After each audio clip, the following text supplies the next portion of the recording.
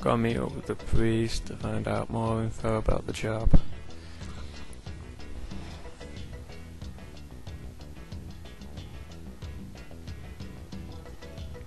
Now, this is a kind of game which builds up over this plot builds up, gets more exciting the further you get into it.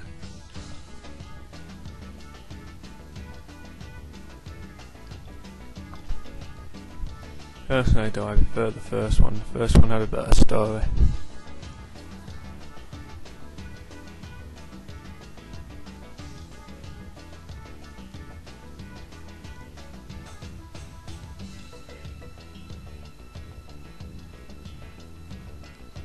I think, yeah, Grandia 1 and Final Fantasy 7 were the games that made me fall in love with RPGs.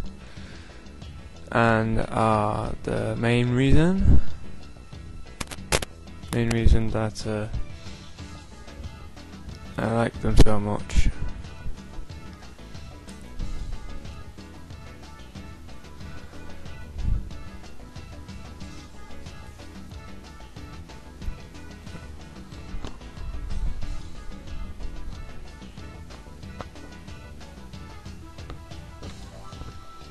They're just talking about it.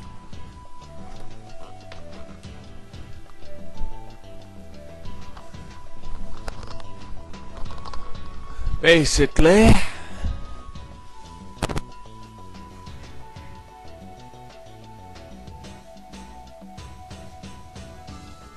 he's gonna pay him in advance, give him some gold to get there, and he gets the rest of the payment when she gets back.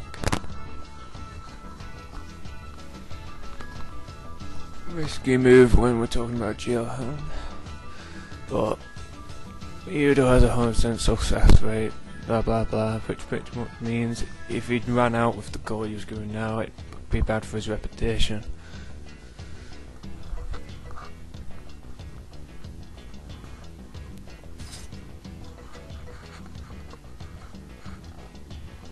Main difference between Grandia 1 and Grandia 2 is you play as a kid who wants to be an adventurer in the first one, and you pretty much have no combat experience whatsoever. So you just like these two kids are going on a major adventure with it, and it builds up from there to a stupidly big adventure. You encounter many different companion stuff. There's more characters that join your party in the first one than in this one.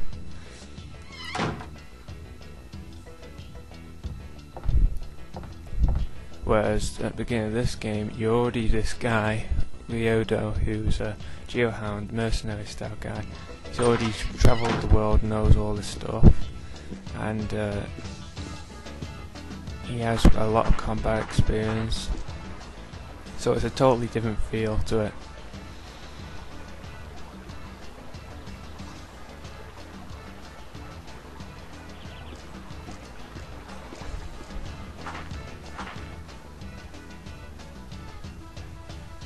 As you can imagine, as a kid playing a game where you there's a kid taking down dragons and all other sorts of creatures.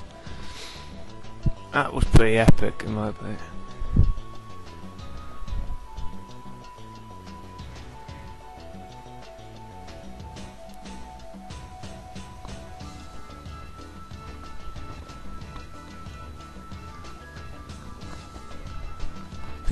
I'd probably get my hands on it, but Jesus! If you put Grandia 1 into Google and then on the shop, and you'll find the cheapest you can find it's in the hundreds. That's how good a game it was. Yeah, that's right, it's double the cost you could get Final Fantasy 7 for, really. And I'm actually nearly tempted to say it has a better story, but I'm not going to go that far.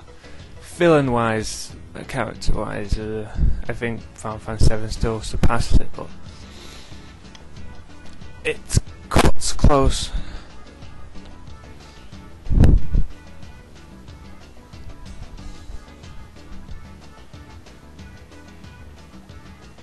Grandia 1 was also a 2-disc game, Grandia 2 is only a 1-disc game. So it's also harder to find a game with both discs good intact.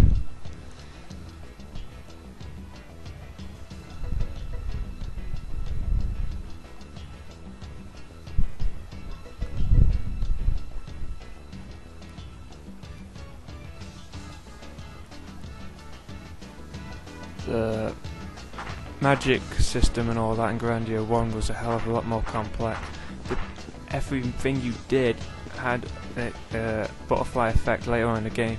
Like if you focused on certain magics and all this at the start game, your compound weapons like and magics would come on later in the game. Like if you focused on fire and wind and stuff, sometimes you would have lightning style magics later on. Whereas they simplified the hell out of it in the number 2, which ruined it. That's why I think in certain ways Grandia 1's better. You had a hell of a lot more customization. How you played really did affect your chances of winning.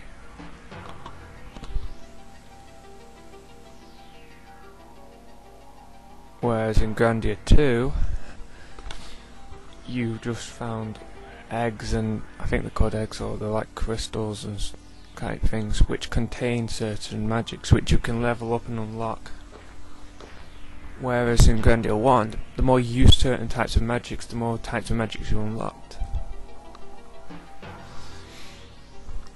So you weren't just level grinding, you were magic grinding.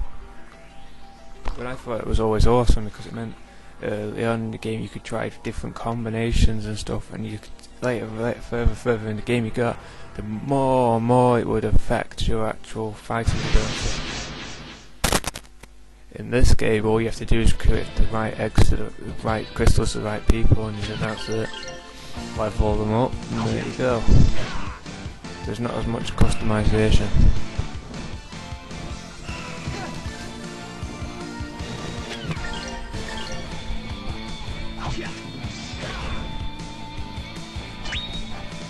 It's a large gap graphically though.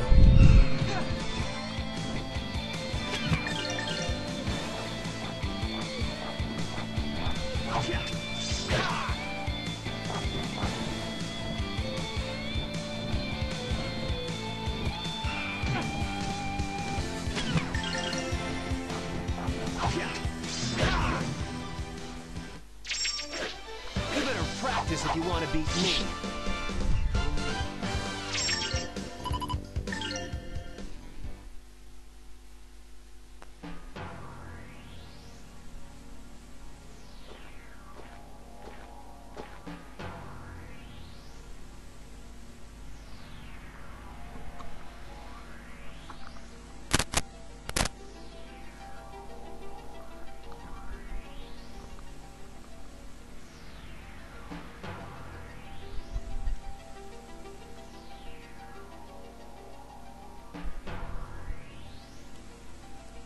She's complaining that she's being wimpy, and if she keeps this up, they'll only get there by dawn.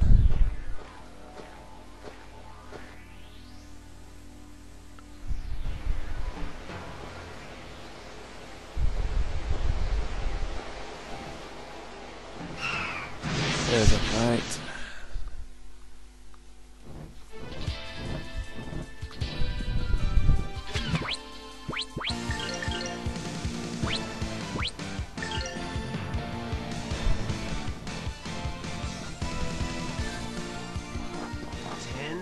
Can slash!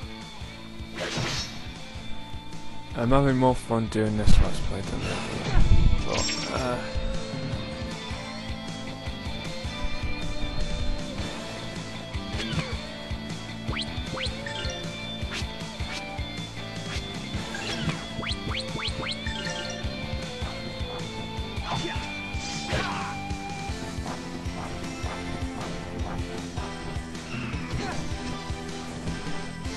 come on.